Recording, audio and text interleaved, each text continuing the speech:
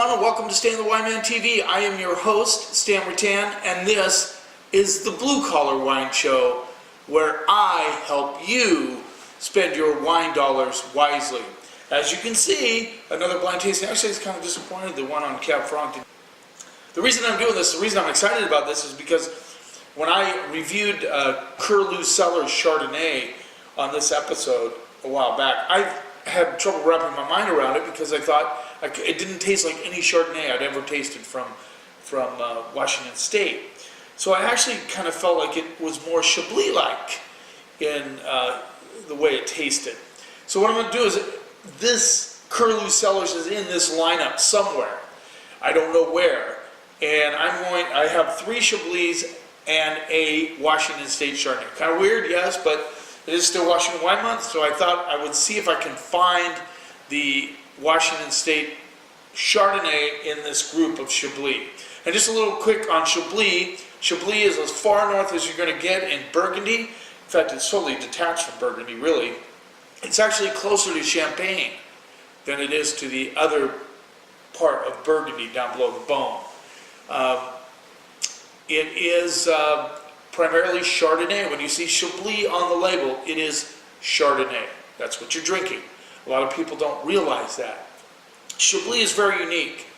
It is clay and limestone soil. It's in a sunken basin that is filled with oyster shells, old oyster shells.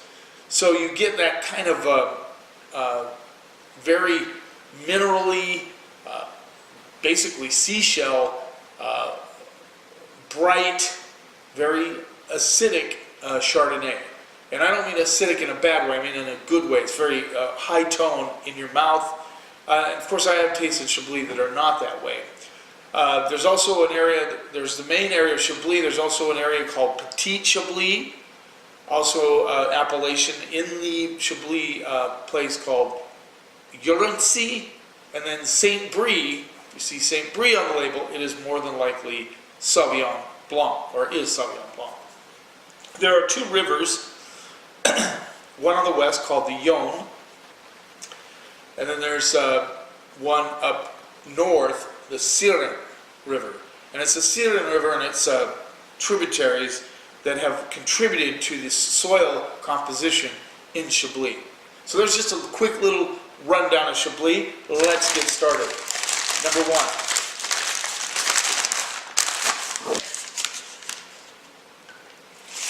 A little rinse.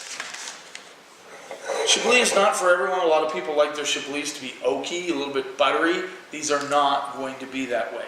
They're not done in oak. They're done in stainless steel or concrete vats. And to really kind of keep true to the Chablis style. So let's see what we get on the nose with number 1.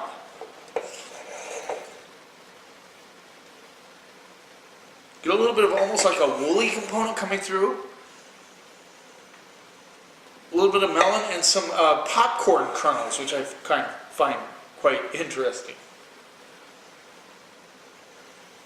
And of course there's that wet stone element, that kind of dusty rock wet stone thing that comes through on almost every Chablis that you'll try.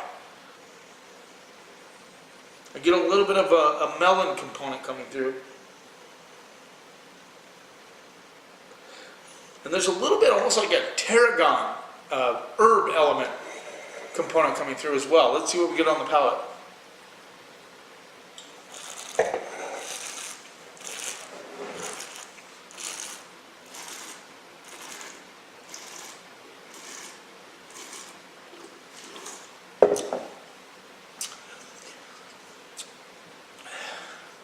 Light on its feet, extremely light on its feet.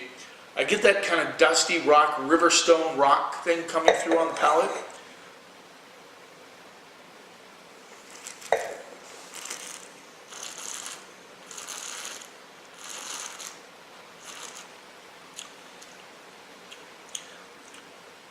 Just a touch of lemon. I get that almost that steely component that comes through. This isn't as cutting acidity, but it is high tone, as I said. Acid is not a bad thing when you're talking Chablis. Very high tone. And you think about all the oyster shells in this basin where all these vineyards are, and you realize that, hey, Chablis goes with oysters. It actually married oysters way back in its beginning. And this has such a nice lightness to it, yet at the same time good flavors, dusty rock, stainless steel. I get a little bit of citrus component coming through on the backside, a lot of melon coming through.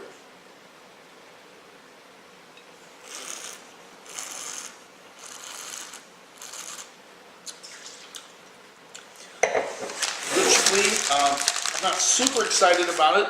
It lacks a little bit of complexity for me.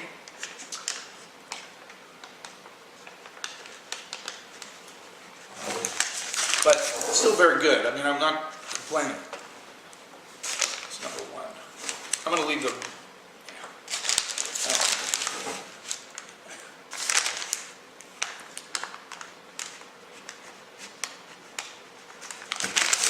Okay. There we go. Number two. I probably don't need to rinse either, except I need a little Chardonnay in one of these areas here.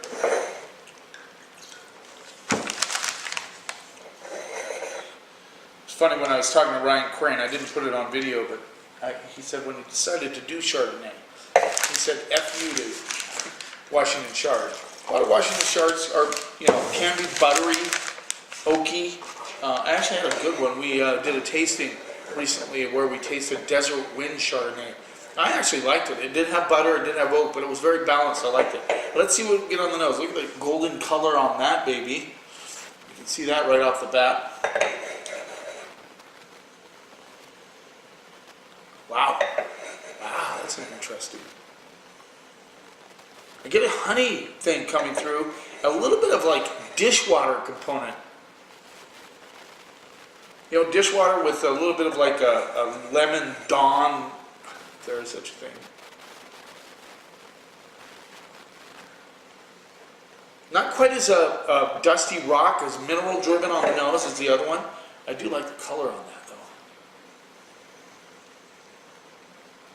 Yeah, there's melon, a little bit of honey, like somebody drizzled just a teeny bit of honey on a melon, like a cassava or a honeydew. I'm getting a little bit of wool on this one as well, and a little bit of lemon. Let's see what we get on the palate.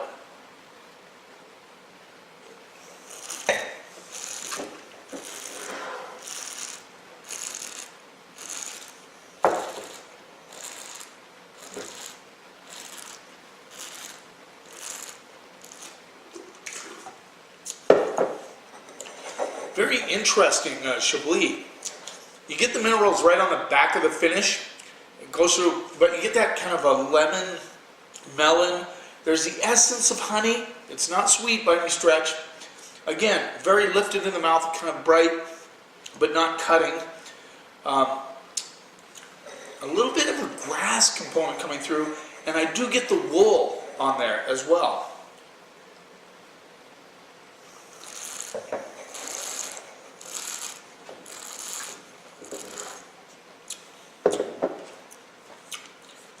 I promise to keep the bucket up a little higher. Does that bother you if I spit in the bucket? I don't know. Somebody actually mentioned it recently on one of my videos. They commented. Does it bother you? Let me know. Yeah, this has nice complexity compared to the first one. I like the elements in it. I like that honey sans the sweetness. I like that lemon flavor. I like that little bit of wool coming through there and a little bit of grass, not heavily grassy like you would think of a Sauvignon Blanc. And it lingers in the mouth, very bright. The minerals come through on the back end. Yeah, that's a very interesting one.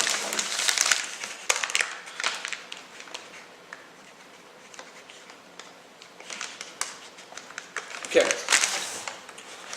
let's move on to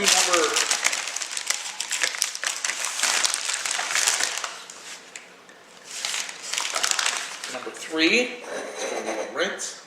Remember, in one of these there's a Washington Chard. I don't think it was either one of those two, but 3. Get a little nervous with these bags. I don't want to tip them over. Let's see what we get on the nose.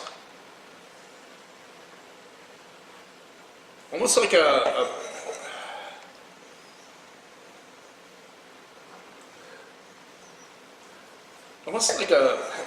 like you roasted a melon a little bit. There's almost like a little bit of a burnt, but not burnt match because there's no sulfur. I'm getting a little bit of a apple and pear component, but very challenged on the nose. Good color, just like the other one. Very similar in color to the last one. Yeah, just hints of pear, almost like an Asian pear thing coming through. I don't get any minerals on this one. I get a little bit of melon. Let's see what we get on the palate.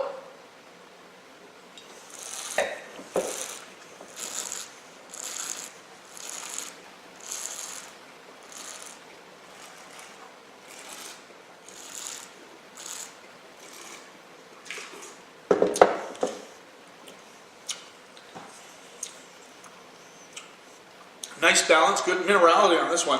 I get a lot of lemon coming through on this. A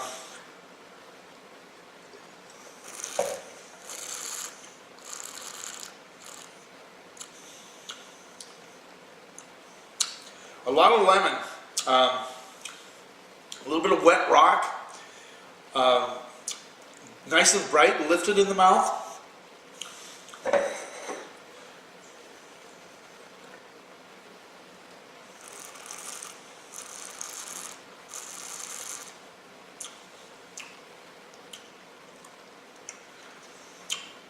Good acidity, good balance, good bracing.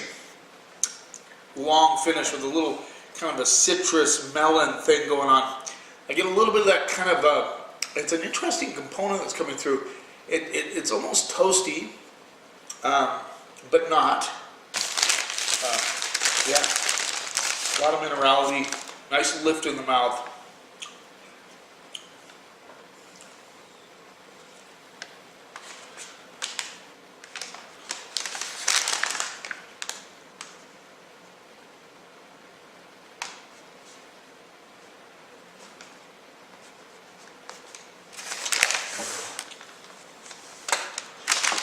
Interesting. Very interesting.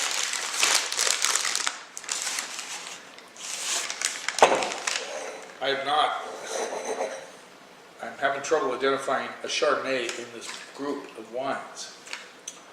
The only thing, number 3 might be it because of that aroma you got on that kind of a toasty, burnt, not burnt match, but kind of a toasty aroma, which could be typical of a Chardonnay. But on the palate, boy, I could not tell if it was or not. So, number 4. Let's see what we get on the nose. This also has kind of this is a very sulfurish.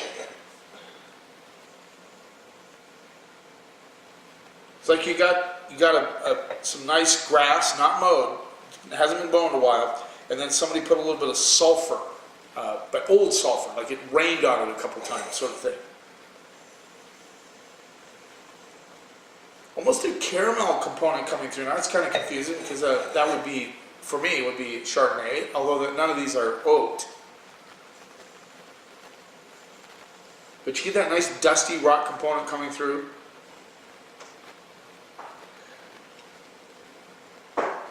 Melon, lemon, grass, touch of sulfur. Although the sulfur is blown off a little bit. I opened these a while ago, but you know, just having them in the bottle is not going to decant them. Just letting you know that. Taking the cork out doesn't do a hell of a lot for decanting the wine. You almost have to put it in a container.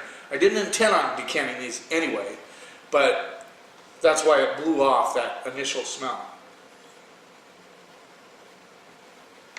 Get that kind of almost that honey component again coming through. Let's see what we can get on the palate.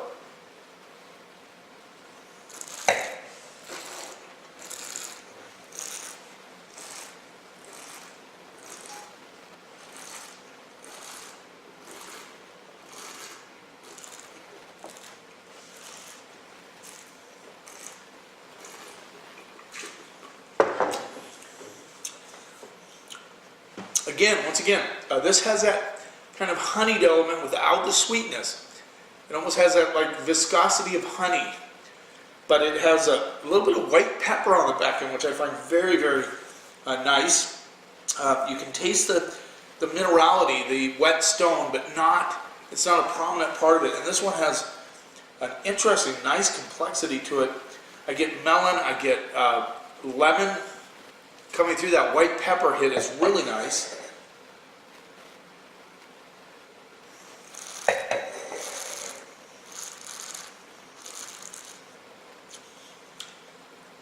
My initial reaction to this was, well, this might be the Chardonnay because I got that kind of honey component, but it is classic Chablis in my mouth anyway. I like it. It's very complex, nice long finish, bright, lifted in the mouth. The acidity is well balanced with the minerality and the fruit components and the lemon melon thing going on with that kind of honey-esque sort of viscosity, which is very cool. If you're having clams, oysters, any kind of mussels, any of that, these would be perfect matches. Now, let's see. That being said, I've got a tie on these. In first place, number 4. In second and third place, number 3 and number 2. And in last place, number 1. Last place, they all did pretty good. So last place sounds so dramatic, but it's really not. Okay, let's do the unveiling. Number 1, which I feel was a Chablis, that all those classic elements. I just thought it was a little lighter in style. Didn't have a lot of complexity, but it was still very good. I gave it a C+, B-. This is the 2015 Domaine de Melendez Chablis. There you go. $20, which is a good price for a Chablis, by the way, for those of you who don't know that. There you go. So kind of simple, but good. Yeah, I would definitely, for 20 bucks, I think it's a good value. Absolutely. So tied for second place with a B+, A-. Put that somewhere out here. I gotta get straight up this brown base. Yeah, B+, A-. No, I came in first place. I'm all messed up here. So number 2, the B+, A- is the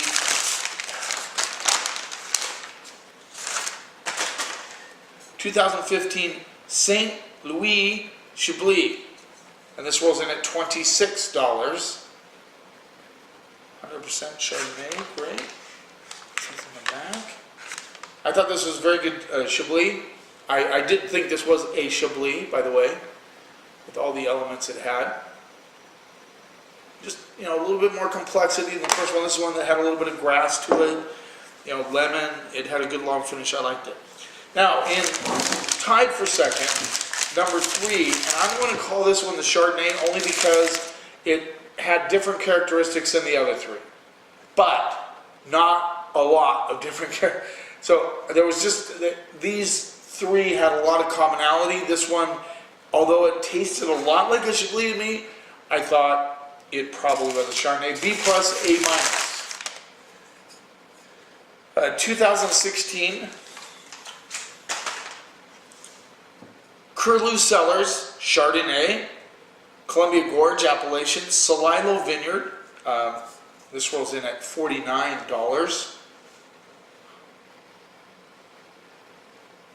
There you go. These labels are tough to see. Anyway, great winemaker, great wine, very Chablis-like, but had I not put it up against 3 Chablis, I wouldn't have gotten that reference point and been able to nail it. But I thought because of the differences of the 3, especially on the nose, with that kind of interesting kind of toastiness on the nose, it reminded me of a lot of a Chardonnay in that sense. But on the palate, boy, that was tough. In first place, number 4, with a straight up A.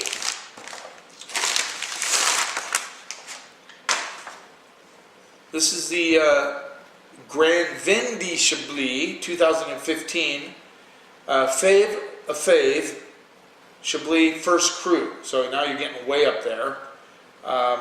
Yes, and this rolls in at $45. William Fave is a very classic producer of Chablis, and this one just had it. This definitely had a lot of elements. It was obviously a step above the other three, and that was fun. Nice job. Subscribe to my channel. I'm getting more subscribers. I'm very happy. It makes me feel so good. Hit the bell. The little bell next to the subscribe lets you know when my next episode comes up. It's very handy. I did it with a person recently. I like that. I like that feature. Just kind of learned about that. A little slow sometimes. I hope you're enjoying these. Thanks for taking a little bit of time out of your day to watch. You keep watching, and I'll keep helping you spend your wine dollars wisely.